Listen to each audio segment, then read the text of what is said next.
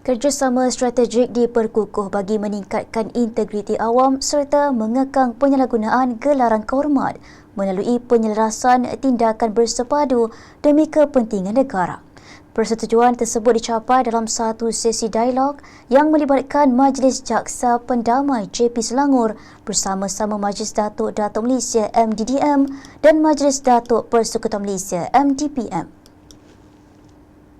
Memeti bernama JP Selangor memaklumkan dalam beberapa tahun ini majlis telah memerhatikan peningkatan trend yang membimbangkan membabitkan individu menggunakan gelaran kehormat seperti Datuk, Datuk Seri, Datuk Seri, JP malah Tan Sri palsu atau tanpa kebenaran.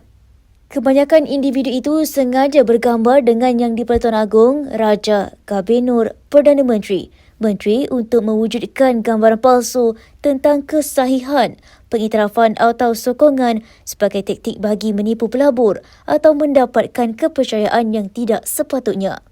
Kes lain yang dikenal pasti melibatkan penggunaan seragam, logo, lambang dan tanda kebesaran serta memaparkan gelaran pada kad nama, kenderaan, rekod syarikat, dokumen serta tirai latar acara secara palsu atau tanpa kebenaran.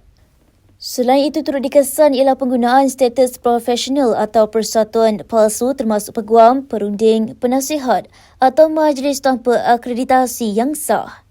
Tindakan itu boleh menjejaskan keyakinan masyarakat, merosakkan integriti pemegang gelaran tulen dan mendedahkan individu, perniagaan serta pelabur kepada risiko yang serius.